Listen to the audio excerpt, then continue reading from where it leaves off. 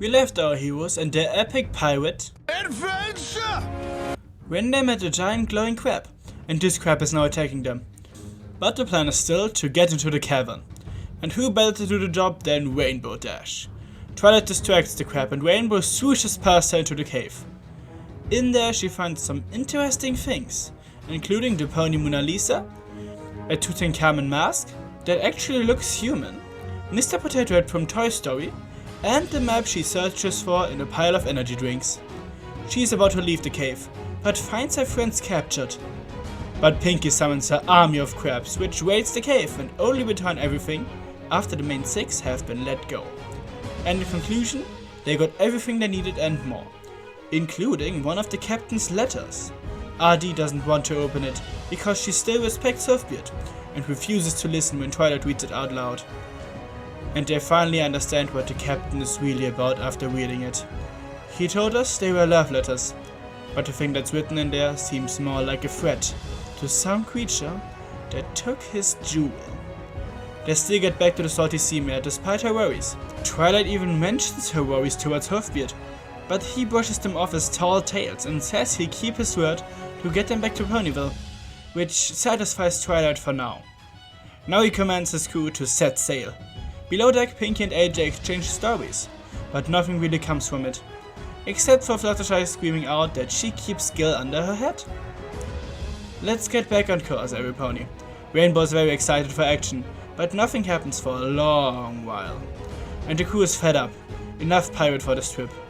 Rainbow first doesn't want to go against Hoofbeard, but the thought of her becoming the captain after the mutiny makes her excited. So they decide to take the ship. The plan commences. The Pegasi push some wind into sails to get the ship going into the direction of Ponyville, while Spike guards Hoofbeard's cabin. And Pinkie is on the steering wheel. But they aren't careful enough. He gets out and tries to stop the mutiny. It's time for an epic pirate, and the main 6 really have the upper hoof. Even Spike helps a bit, but sabotages AJ in the process.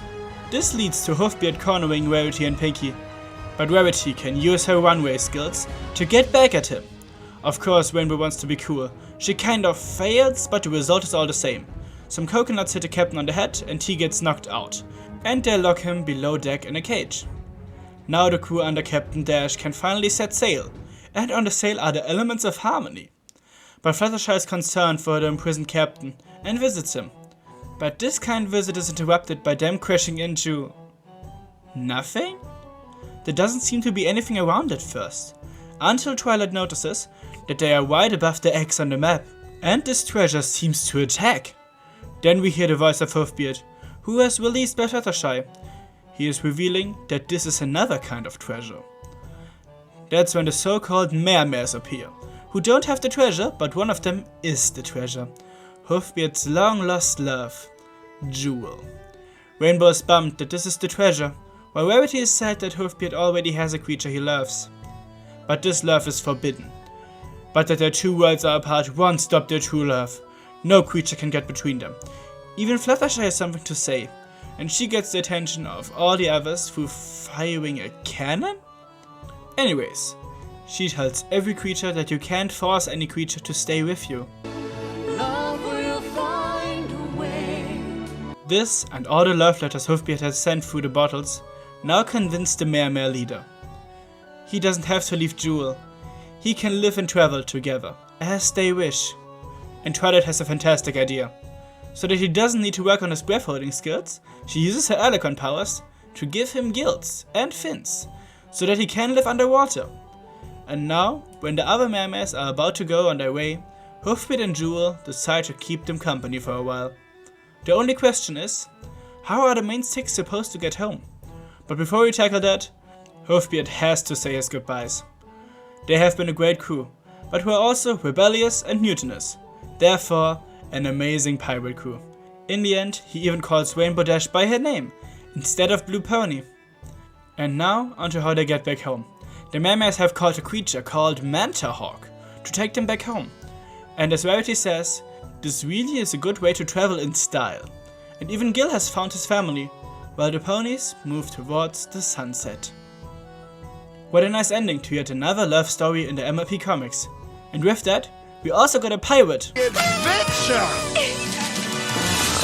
and a too early inclusion of sea ponies that has been completely retconned by now. But I still love the Mentorhawk and would like to see more of these interesting creatures. And we definitely will, with the next story in mind, where we will get to meet the Bokura. If you want to know what that's all about, then subscribe to never miss a part of this, and like and comment if you enjoy my content. And tell me what you think of this whole pirate story, this version of sea ponies, and the Mentorhawk. Let me know, and until next time for the bronies, fellas, and bye.